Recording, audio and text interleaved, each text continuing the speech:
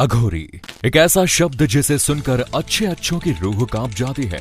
लोग उनकी कहानियां, उनसे जुड़ी बातें सुनकर काफी डर जाते हैं।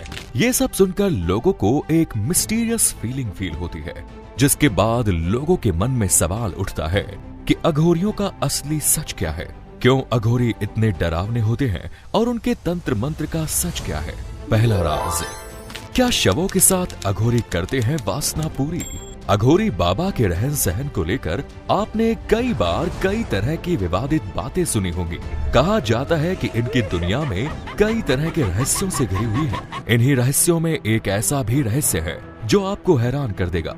दरअसल अघोरियों को लेकर कहा जाता है कि वो शवों के साथ गंदी हरकतें करते हैं। इसके पीछे अघोरी बाबाओं का तर्क है कि ये भी उनकी शिव साधना का एक तरीका ही है। वे मानते हैं कि अगर शव के साथ गंदी हरकत करने के दौरान भी वो शिव उपासना कर सकते हैं तो यह उनकी साधना का बहुत ऊंचा स्तर है। इतना ही नहीं, ये भी कहा जाता है कि अघोरी बाबा बाकी साधु संतों की तरह ब्रह्मचर्य का पालन नहीं करते, बल्कि महिलाओं के साथ उनके मासिक चक्र के दौरान करीबी बनाते हैं। उनका मानना है कि इससे उनकी अघोर विद्या को बल मिलता है और उनकी शक्ति बढ़ती है। इसके अलावा एक और चीज है कि अघोरियों को कुत्तों से बेहद प्रेम होता है और वो अपने साथ कुत्तों को रखना बहुत पसंद करते हैं। कहा जाता है कि अघोरियों का व्यवहार बड़ा रूखा होता है, क्योंकि वो संसार या संसारी जीवों से कोई लगाव नहीं रखता। उनके क्रियाकलाप भी बड़े डरावने होते हैं, लेकिन उनके मन में सब जीवों के प्रति दया और उनके कल्याण की भावना छिपी रहती है। दोस्तों, अघोरी किसी अन्य हिंदू देवी देवताओं की पूजा करने में विश्वास नहीं करते। उनके अनुसार भगवान शिव ही परम विध्वंसक है और केवल वही उन्हें मोक्ष की प्राप्ति करवा सकते हैं। दूसरा राज, क्या शव का मांस खाते हैं अघोरी। वही दोस्तों, बहुत से इंटरव्यूज और डॉक्यूमेंट्रीज में ये बात खुद कई अघोरियों ने मानी है कि वो इंसान का कच्चा मांस खाते हैं। अक्सर ये अघोरी शमशान घाट में ही रहते हैं और अधजली लाशों को निकालकर उनका मांस खाते हैं। शरीर के द्रव्य भी प्रयोग करते हैं। इसके पीछे उनका मानना है कि ऐसा करने से उनकी तंत्र करने की शक्ति प्रबल होती है। वहीं जो बातें आम जनमानस को अजीब लगती हैं, अघोरियों के लिए वो उनकी साधना का हिस्सा है। इसके साथ ही अगर आपने अघोरियों की तस्वीर देखी होंगी तो ये जरूर पाया होगा कि उनके पास हमेशा एक इंसानी खोपड़ी जरूर रहती है। अघोरी मानव खोपड़ियों को भोजन के पात्र के रूप में इस्तेमाल करते हैं, जिस कारण इन्हें कपालिक कहा जाता है। इसके साथ ही कहा जाता है कि ये प्रेरणा उन्हें शिव से ही मिली है। तीसरा राज, हर इंसान का जन्म होता है अघोरी रूप में। अघोरियों का मानना है कि हर व्यक्ति अघोरी के रूप में जन्म लेता है।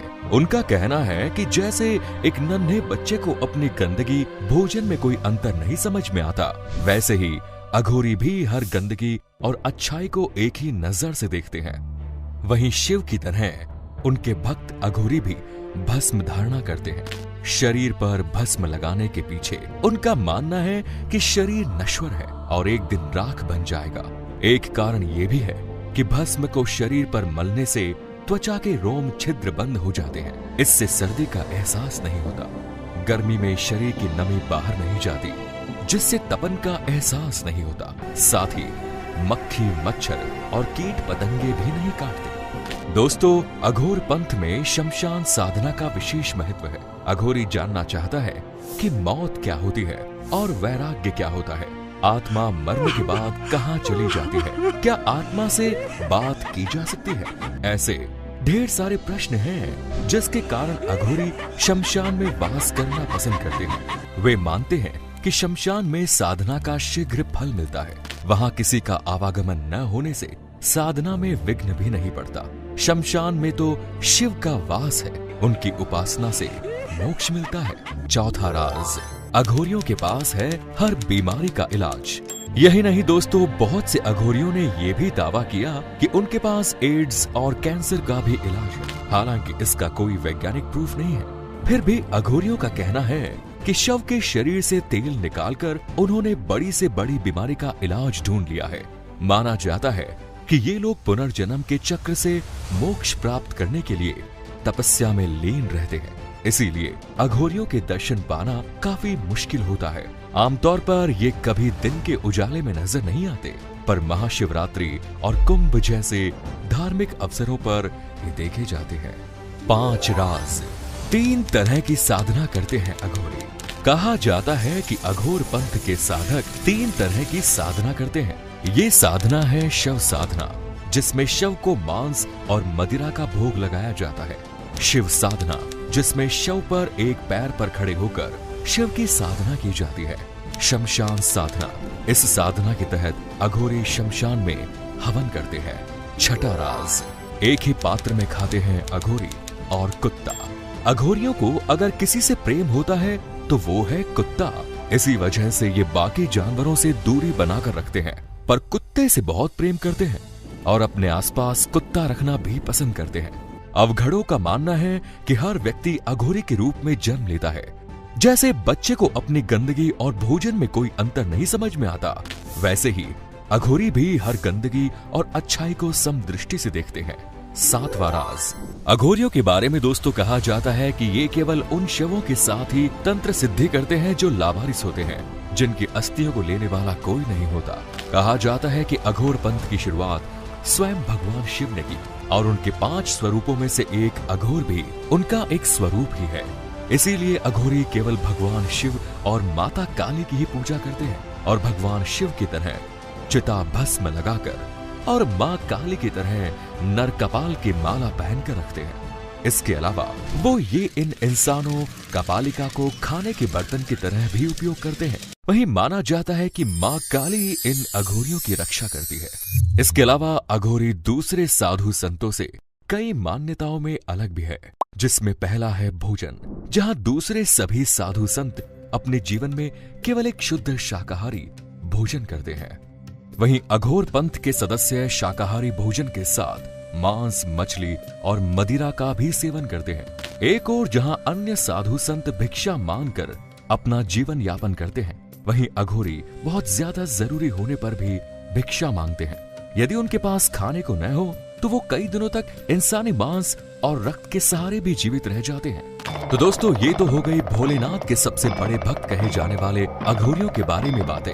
लेकिन दोस्तों, इनके सिवा भी हम आप जैसे लोग महादेव के भक्त हैं। लेकिन अगर हम कहें कि महादेव की पूजा करने से श्राप लगता है तो आप हमारी बात पर यकीन नहीं करेंगे। पौराणिक कथाओं के मुताबिक एक बार सृष्टि के कल्याण के लिए राजा दक्ष ने विशाल यज्ञ का आयोजन करवाया, जिसमें सभी देवताओं को बुलाया गया। उस विशाल यज्ञ में सभी देवता पहुंचे। वहीं भोलेनाथ और माता सती भी यज्ञ में शामिल होने पहुंचे, लेकिन शंकर जी ने दक्ष को प्रणाम नहीं किया, जिस वजह से दक्ष शिव जी पर क्रोधित हो गए और उन्होंने भगवान शिव को श्राप दिया। प्रजापति ने कहा कि आगे से शिव जी किसी भी यज्ञ में भाग नहीं लेंगे। राजा दक्ष के इस श्राप से शिवगण नंदी भी क्रोधित हो गए और उन्होंने कहा कि जिस मुख ने महादेव का अपमान किया वो बकरे का हो जाएगा। इसके साथ ही दक्ष के सभी सहयोगियों ने भोजन के लिए दर दर भीख मांगनी पड़ेगी। शिव जी के वाहन नंदे के इस श्राप से भृगु ऋषि भी क्रोध से लाल हो गए और क्रोध में आकर उन्होंने शिव भक्तों को श्राप दे दिया कि जो भी शिव की पूजा या व्रत करेगा वो शास्त्रों के खिलाफ माना जाएगा। उन्हें भस्म लगाकर और जटा धारण करना होगा। वो सभी वेद शास्त्रों के विरुद्ध होंगे। उनको शमशान में रहना होगा। कहते हैं इसी श्राप के चलते शिव जी के सबसे बड़े भक्त अघोरी अपने शरीर पर भस्म लगाकर शमशान में निवास करते हैं। दोस्तों, इस कथन की सत्यता पर हम मोहर नहीं लगाते, क्योंकि कई जगह इस कथा का वर्णन है और कई जगह पर नहीं। इसके साथ ही आपको बता दें कि भगवान शिव को अघोरनाथ भी कहा गया है। अघोरी बाबा भी शिव जी के इस रूप की उपासना करते हैं। बाबा भैरवनाथ भी अघोरियों की आराध्य है और तो और भगवान शिव को अघोर पंथ का प्रणेता माना गया है। शिव जी के अवतार अवधूत भगवान दत्तात्रेय को भी अघोर शास्त्र का गुरु माना गया है। अघोर संप्रदाय शिव जी के अनुयायी होते हैं। इनके अनुसार शिव जी स्वयं में संपूर्ण है और समस्त रूपों में विद्यमान। तो दोस्तों, आज की वीडियो में इतना ही। अगर आप अघोरियों की जिंदगी से जुड़े और रहस्यों के बारे में जानना चाहते हैं तो कमेंट्स में लिखिए और वीडियो को लाइक करें, चैनल को सब्सक्राइब करें। धन्यवाद।